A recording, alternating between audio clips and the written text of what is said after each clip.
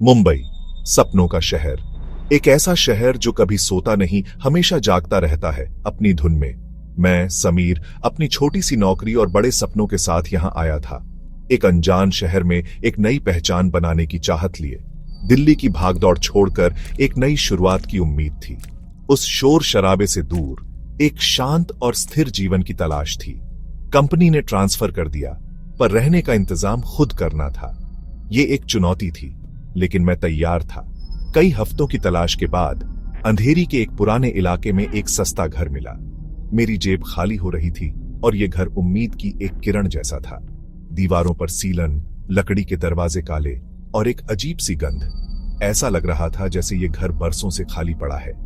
मकान मालिक शर्मा जी ने बस इतना कहा, यह घर थोड़ा पुराना है, घर अच्छा है, बस ध्यान रखना। उनकी आवाज में एक अजीब सी हिचकिचाहट थी। उनकी आंखों में एक चेतावनी थी, जिसे मैंने नजरअंदाज कर दिया। मैं सिर्फ अपने नए घर को लेकर उत्साहित था। घर में कदम रखते ही एक सन्नाटा महसूस हुआ जो कानों को चुभता था। ऐसा लग रहा था जैसे घर सांस लेना भूल गया हो। सामान रखा, घर का चक्कर लगाया। 2 कमरे, छोटा किचन, बालकनी, सब कुछ छोटा था, लेकिन मेरा था। बालकनी से बाहर बस पुरानी दीवारें दिखती थीं, जैसे ये दीवारें किसी पुराने किले का हिस्सा हों। मैंने खुद को समझाया, कुछ दिन में सब ठीक हो जाएगा। ये बस एक बदलाव है और मैं इसे अपना लूंगा। पहली रात सोना मुश्किल था। अजीब सी बेचैनी थी, जैसे कोई देख रहा हो। रात के 2 बजे लगा जैसे कोई कमरे में चल रहा है। धीमी दबी हुई आहटें। आंखें खोली, कोई नहीं था। कमरा खाली था, बस अंधेरा और सन्नाटा। शायद वहम होगा, सोचा। थकान की वजह से ऐसा लग रहा होगा। करवट बदली, पर आहट दिमाग में घूमती रही। वो आहट मुझे सोने नहीं दे रही थी। सुबह सब सामान्य था। रात का डर सुबह की रोशनी में गायब हो गया। सूरज की रोशनी, रात का डर गायब, लेकिन एक अजीब सी थकान महसूस हो रही थी। ऑफिस के लिए निकला, पर दरवाजे का हैंडल बर्फ जैसा ठंडा था। छूते ही जैसे करंट लग गया। इतनी गर्मी में ये कैसे हो सकता है? मैंने अनदेखा किया, लेकिन अंदर एक बेचैनी घर कर गई थी। एक डर जो धीरे धीरे बढ़ रहा था। कुछ दिन बीते। घर में शिफ्ट हुए कुछ दिन बीत गए। दिन में सब ठीक, पर रात होते ही घर का माहौल बदल जाता। दिन के उजाले में तो सब सामान्य लगता, लेकिन जैसे ही सूरज ढलना शुरू होता, एक अजीब सी बेचैनी छा जाती। अजीब आवाजें, कभी किचन में बर्तन गिरने की, जैसे कोई जानबूझकर उन्हें गिरा रहा हो। कभी छत पर भारी कदमों की। ऐसा लगता था जैसे कोई ऊपर टहल रहा है। किसी का वजनदार शरीर फर्श पर चल रहा हो। ऊपर का हिस्सा तो सालों से बंद था, फिर ये आवाजें कहां से? वो कमरा तो पूरी तरह से सील था, उसमें जाने का कोई रास्ता ही नहीं था। ठंडी हवा के झोंके भी महसूस होने लगे। खिड़की दरवाजे बंद, फिर भी अचानक बर्फीली हवा। ऐसा लगता था जैसे किसी ने फ्रिज खोल दिया हो और ठंडी हवा सीधे मुझ पर आ रही हो। कभी सोफे के पास, कभी बिस्तर के बगल में। वो ठंडी हवा मेरे चारों ओर घूमती रहती थी, जैसे कोई अदृश्य चीज पास से गुजर रही हो। एक अनदेखी शक्ति का एहसास होता था। हीटर भी बेअसर था। कमरे में हीटर चलाने के बाद भी ठंड कम नहीं हो रही थी। एक रात टीवी देखते देखते अचानक टीवी बंद हो गया। मैं आराम से बैठकर टीवी देख रहा था, तभी स्क्रीन काली पड़ गई। रिमोट से कुछ नहीं हुआ। मैंने रिमोट के सारे बटन दबाकर देखे, लेकिन टीवी पर कोई असर नहीं हुआ। तभी पीछे से फुसफुसाहट, बहुत धीमी, जैसे कोई कान में कुछ कह रहा हो। एक हल्की सी आवाज, जैसे कोई मेरे कान में धीरे से कुछ बोल रहा हो। डर के मारे पीछे मुड़ा, पर कोई नहीं था।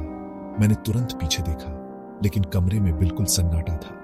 दिल जोर जोर से धड़कने लगा। मेरा दिल डर से कांप रहा था, जैसे अभी बाहर निकल आएगा। मैंने दोस्त राहुल को फोन किया। मुझे किसी से बात करने की सख्त जरूरत थी। उसने हंसकर कहा, यार पुरानी पाइपलाइन होगी, आवाजें तो आएंगी ही। ठंडी हवा, कोई सुराग होगा। उसने मेरी बातों को मजाक में उड़ा दिया। उसकी बातों से थोड़ी राहत मिली। थोड़ी देर के लिए मुझे लगा कि शायद मैं ज्यादा सोच रहा हूं, पर दिल जानता था कुछ तो है इस घर में जो मुझे देख रहा है। एक अनजान शक्ति जो हर पल मुझ पर नजर रख रही है। अब घर में परछाइयों का एक अजीब खेल शुरू हो गया था। पहले तो सब कुछ सामान्य लग रहा था, लेकिन धीरे धीरे जैसे जैसे दिन बीतते गए, मुझे महसूस होने लगा कि कुछ तो गड़बड़ है। बिना स्रोत के अचानक आंखों के कोने से एक साया गुजरता। ऐसा लगता था जैसे कोई अदृश्य शक्ति आसपास ही मंडरा रही हो। पहले सोचा थकी आंखों का धोखा है, शायद काम के दबाव और नींद की कमी के कारण ऐसा हो रहा है। मैंने इसे गंभीरता से नहीं लिया, पर यह रोज होने लगा। हर दिन, हर रात वो साया बार बार दिखता और मेरा डर बढ़ता जाता। लंबी काली परछाइयां जैसे किसी भयानक सपने से निकलकर आई हो, दीवार से दीवार तक जाती, मानो पूरे घर में घूम रही हो और गायब हो जाती।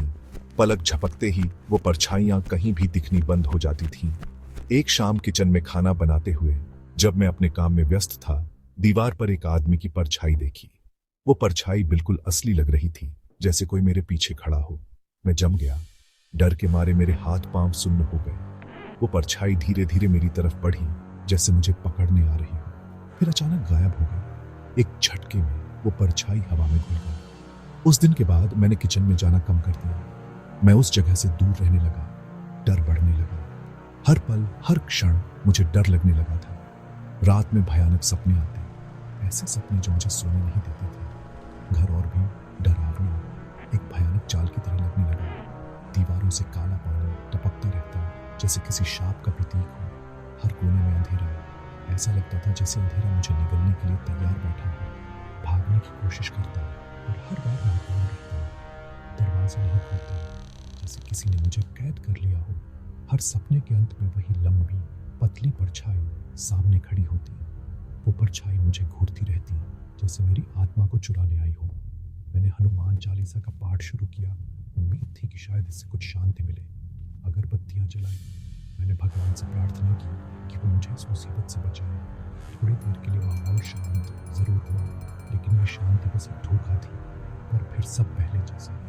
परछाइयां वापस आ गई और डर फिर से छा गया। सुबह देखा, जब सूरज की किरणें कमरे में पड़ी, हनुमान चालीसा की किताब फटी हुई कमरे के कोने में पड़ी थी। उसके पन्ने बिखरे हुए थे, जैसे किसी ने उसे गुस्से में फाड़ दिया। अब यकीन हो गया, मैं अकेला नहीं हूँ। इस घर में मेरे साथ कुछ और भी है, और वो बहुत ही भयानक है। अब घर में चीजें अपनी जगह से हिलने लगी थीं।